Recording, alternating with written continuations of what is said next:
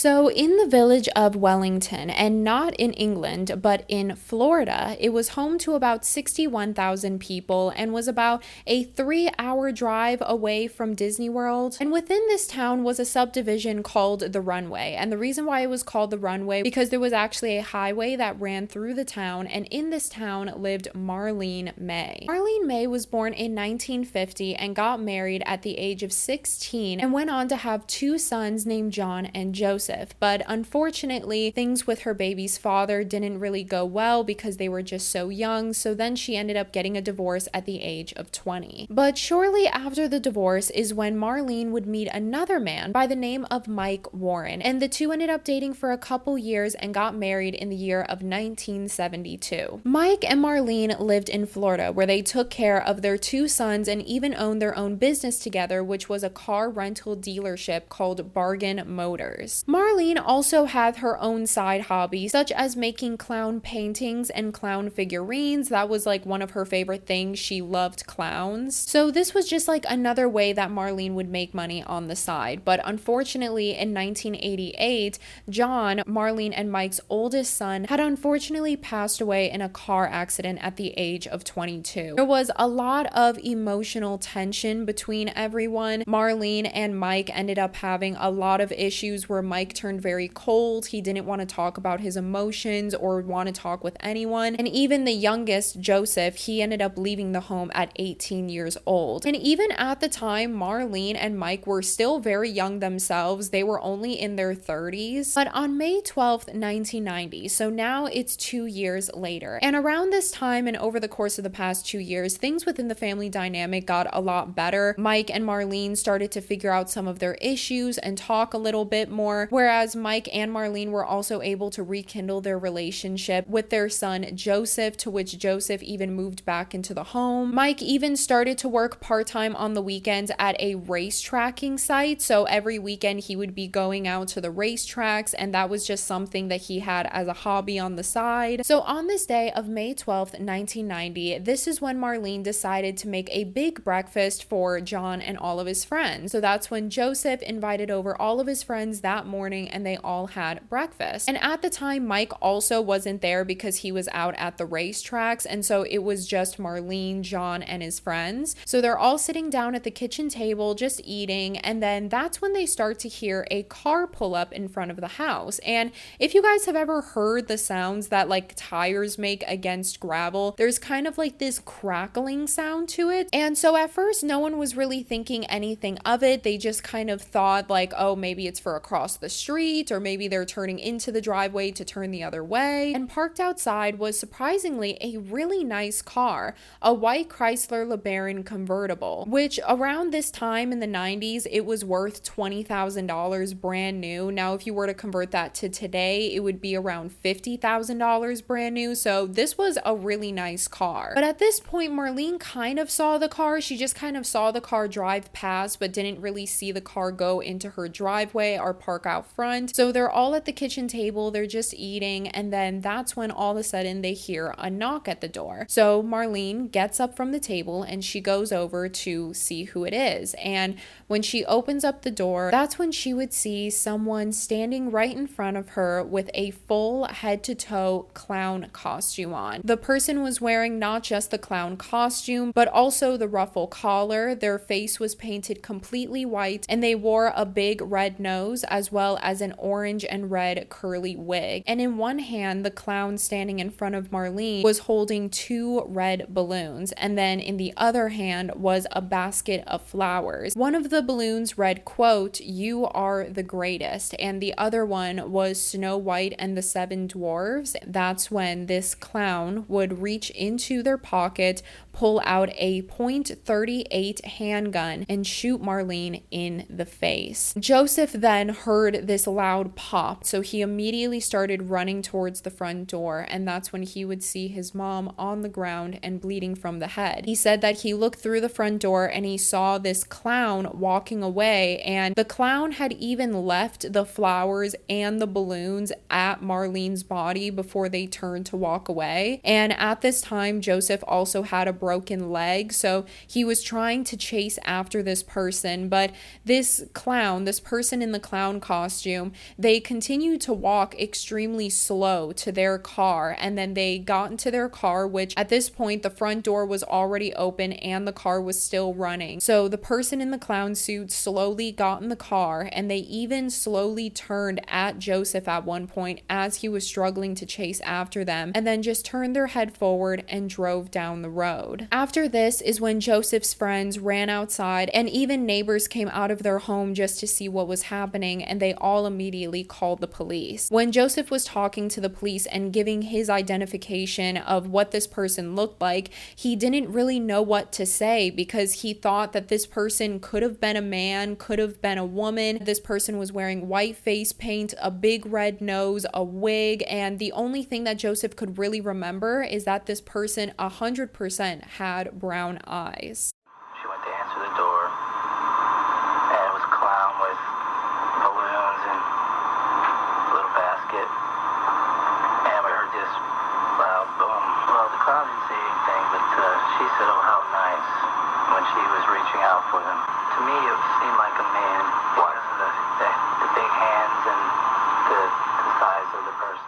So when police were asking around to neighbors to the exact car that they saw pull up to the house, they described it to be a white Chrysler LeBaron convertible. But this crime was taking place during the 90s, and that specific car was the most popular car during the 90s. You've definitely seen a 90s movie that includes this car, and even on Seinfeld, they had included this car one time too. That goes to show you how popular this car was. So trying to find the person that did this, that drove that car, was going to be really difficult. And then 2 days later, on May 14th, after 2 days of Marlene struggling in the hospital, she had unfortunately passed away. This again was a very big tragedy for the family because now all that is left in the family is Mike and his son Joseph. And after this, they really didn't have the best relationship either. But then the day after Marlene passed away, that's when an anonymous tip would be called into the police station, and this person would be saying that if the police are trying to look for suspects, they should probably look into Mike. And so then that's when police start interviewing close family members and friends to Marlene and Mike, and that's when they start getting a better understanding of the two's relationship. So it was said that in the beginning their relationship was really well. They had a big happy family, they had a business together, and even Marlene herself, she not only had Bargain Motors that she shared with Mike, she also had a couple of her own businesses and even owned a couple real estate properties. And there is this famous phrase that people say, don't combine family with business, or don't do business with family. In this case, it was said that during this time, Marlene and Mike were getting into a lot of financial disputes about their businesses, because a lot of Marlene's businesses that she had besides Bargain Motors, most of their businesses was in her name, and so there was a lot of arguments during that time. And they also found out from family and friends that even though they were able to rekindle their relationship with Joseph after the death of John, it seemed like Marlene and Mike didn't really rekindle their relationship and seemed to be arguing a lot. But when the police had talked to Mike, he had a very good alibi because, as I said, he was at the racetrack that day, so he had multiple alibis that day. A lot of people saw him. As far as that, he was dismissed. But on that anonymous phone call, that person did not just mention Mike, but they also gave another name, who was 27-year-old Sheila King. Sheila King was a 27-year-old woman that actually worked at Bargain Motors. And Sheila was described to be as a very strong woman. She always stood up for herself and others, but it was also said that at sometimes Sheila, when she was very passionate or felt very secure in something, she can be quite aggressive if people don't agree with her or see eye to eye with her. And even Sheila herself always carried around a gun for protection, specifically a .38 handgun. And growing up, Sheila was a teenager in the 70s, and she was described as a very free-spirited person. She also did get arrested twice, but both of those charges were just for shoplifting. And very similar to Marlene, Sheila herself had a very big interest into clowns and loved to often dress up as clowns. pounds. And as far as Sheila and Mike's relationship, it was said around the workplace that when Marlene wasn't there, it was very obvious that Mike and Sheila had some sort of ongoing relationship even outside of the workplace. They would be constantly talking all day long at work, even at times when they didn't have to be talking to each other. They would still be talking to each other, even about like non-work related things. If Sheila was working on something, Mike would go out of his way to go over to her section and talk to her. Very known around the workplace that this was kind of a thing, but no one really said anything about it. And even Marlene herself there, she worked there and she heard the rumors and she had seen a couple things, so she herself was also convinced that maybe there was something going on between Mike and Sheila. But before getting into today's case, I want to give a big thank you to today's sponsor, BetterHelp. As someone who has OCD, I feel like I need an outlet for sometimes when I'm feeling super stressed or overwhelmed, especially right now since I'm in the process of moving. And so doing something like that, like altering my routine, can sometimes give me brain fog and make me feel overwhelmed. But thankfully, I have BetterHelp by my side to help not just me, but you as well. BetterHelp can connect you with a therapist who can provide support with anything you may be going through if you feel like you need an outlet. I've been meeting with a BetterHelp therapist for about a year now, and it's honestly helped me so much. I feel like I know so many more techniques on how to keep myself more grounded and how to not make my brain feel so disorganized when I am going through big transitions in my life, and helping me understand that change isn't a bad thing. It's just uncomfortable for the time being. And BetterHelp is super easy to start. All you have to do is fill out a quick questionnaire and you'll be matched with a therapist in as little as a couple of days. You can switch therapists at any time at no extra cost, and BetterHelp carefully makes sure that all the therapists on the platform are well qualified and their customer support team is there to help you if you have any questions. Click the link in the description or go to betterhelp.com/haileyelizabeth to receive 10% off your first month. Thank you once again to BetterHelp for sponsoring today's video. Now back to your video. But Sheila herself was also married to a man named Richard and even had a son with him named Charles. But ironically, in January of 1990, 5 months before the murder of Marlene, is when Sheila would leave her husband Richard and go and get an apartment all by herself and raise her son Charles there. She would even file a restraining order against her ex with claims of domestic violence. But a lot of people, again, in the workplace said that after Sheila had gotten her own apartment, it seemed like the flirting between Sheila and Mike, like it wasn't even secretive anymore. It was just very out in the open. But again, people thought that it was a little weird because technically both of them were married. I mean, Sheila was moved out and separated, but her divorce was not finalized. She still technically was married, as well as Mike. He was fully married, like not even thinking about divorce, had a whole like family of his own. And even when police would question Sheila's neighbors if they ever saw Mike going in and out of the apartment, some of the neighbors even thought that Mike was Sheila's husband just because of how often he was going in and out of her apartment every day. So when police were investigating the crime scene, they didn't really have much to go off of besides the flowers and the balloons that were found at the crime scene. So they were able to track the exact location of where these balloons and flowers came from, and they tracked them down to a local grocery store right down the road. So they went over there, they interviewed a couple of the employees, and they said that they do remember a woman buying specifically those 2 balloons and that set of flowers, and described her to be a tall white woman with brown eyes and brown hair. And when they look at the receipt of when this purchase was made, they found that this purchase of the exact balloons and flowers were made only an hour and a half before the actual shooting. So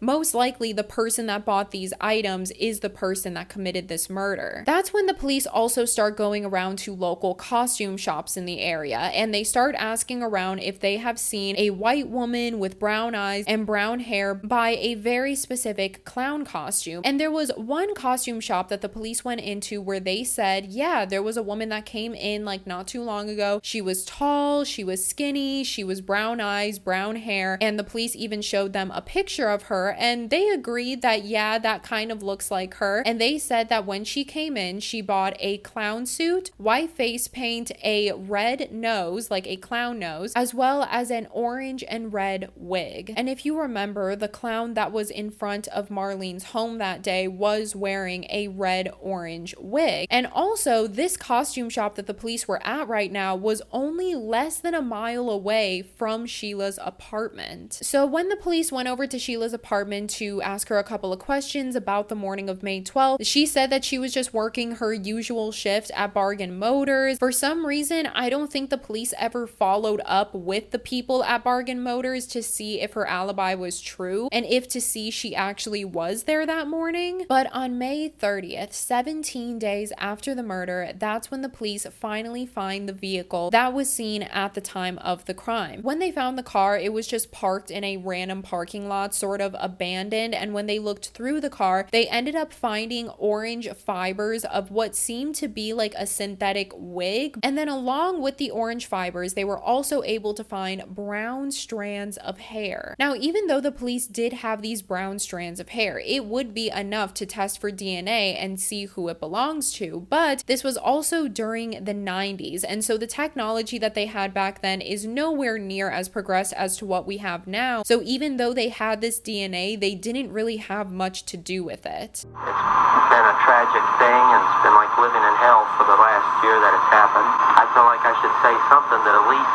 fight back, because I feel like I've been whipped and beat against without any reason or proof of any type. After this, the police end up getting a search warrant for Sheila's apartment, and when looking through her apartment, they didn't really find anything of significance. They did also find orange fibers in her apartment that they left with, but again, at the time, they just didn't have the technology to compare the two to see if they were an exact match. And also in her apartment, they found the .38 handgun, but again, this could just be a coincidence. In order to officially arrest Sheila, they need direct evidence of her being at the time of the crime, and even though she has the same gun, that necessarily doesn't mean that she was involved with the murder. It just simply means that she has the same gun, which isn't enough to arrest. And then after this, there really wasn't much the police could do, and so this case unfortunately went cold for 27 years. A couple months after the death of Marlene is when Mike would actually get arrested for racketeering, odometer tampering, and grand theft. And these charges would be as a result of like a scam operation that Mike was running within Bargain Motors. Basically, what he was doing is selling cars to people, but then after he sold that car, he wouldn't write it down in the books that he sold that car, but he would tell the insurance company that that car was stolen, and so the insurance company would give him more money for it. So on top of pocketing the money from the sale, he was also pocketing the money from the insurance companies. So Mike ended up spending around 3 years in jail. And then when Mike was released from jail in 1999, that's when, ironically, him and Sheila started talking again. They began talking, they reconnected, they began dating, and then in 2002, the two of them got married. And this was around 13 years after the murder of Marlene. So a lot of time has passed since then. And they simply just went on to live the next decade of their life together. They got married together, they retired together, they were seen out at like bars and restaurants just having a good time. And even when Marlene had passed away, as I said, she had multiple properties and businesses, and all of her properties and businesses equal to about $1 million. And unfortunately, all of that went to Mike once Marlene passed away. So now in 2017, now that we have better technology and better equipment, the police were finally able to test the DNA on these brown hair strands to see if it came up of an exact match of Sheila. And when they did the testing, they found that this strand of hair did belong to Sheila. So now in 2017, 27 years after the murder of Marlene, now 54-year-old Sheila was arrested for the murder of Marlene. And another thing that the police were also able to find out with this new technology and equipment is that they were able to test the orange fibers that was found in the car and the orange fibers that was found in Sheila's apartment, and they came back as a perfect match. So that means now Sheila was connected to the car that was there at the time of the crime. And Sheila was actually quite surprised when she got arrested, and at first she didn't know what she was being arrested for. She did not make bond, and so she had to sit in jail while awaiting trial. And so her trial ended up delaying a lot because towards the years to come in 2020 with COVID, there were even more delays delays to her trial. And there was also a lot of debate during this time whether or not Sheila was the one that committed this crime, because Sheila's mom would also come out to the press during this time saying, quote, "Innocent people should not be made to sit in jail this long waiting on a trial to prove that they are innocent." Now, her trial ended up getting delayed around 7 to 8 times with all of these issues that kept coming up. They were also dealing with issues of false confessions. There was a man in Maine that came forward to the police and said that he was the one that committed this crime, but when they interrogated him and interviewed him, they found out that he wasn't actually the one that committed the crime, because all of the information that he had was simply just all information that they had on the news and online. There was nothing really connecting this guy to the crime. Kind of a side note, I have seen this so many times in other cases before, where sometimes people will come forward with crimes that they didn't commit just because they want to get charged for that crime. And I personally have just never really understood why people do that. Or maybe they just want to go back to prison for some reason, because I know there's a lot of people who actually prefer to be in prison than out of prison, because in prison they have status. It's a lot more of like a condensed group of people. You're able to, so to speak, run the jail, but outside of jail, you're not really much. You have to start from the ground up and start from zero. A lot of times people will sometimes commit crimes just to purely go back into prison. But then in the weeks leading up to her actual trial, because at this point Sheila was indeed pleading not guilty. She said that she did not commit this crime, that it was a completely different person and that they have the wrong person. Then the weeks leading up to her official trial date, where all of this evidence will be revealed of whether or not she did commit this crime, last minute she decided to accept a plea deal. And that's when Sheila ended up pleading guilty to the 2nd-degree murder, and that then led to a 12-year sentence. But during her trial, she had already served 6 of those 12 years, and so she just needed to serve 6 more years. And then actually last year, as of November 2024, that is when Sheila was released from prison, and as of right now, she is just free and walking the streets. There is a lot of debate even to this day of whether or not Sheila did commit the crime. At the same time, a lot of people believe that she deserved life in prison, which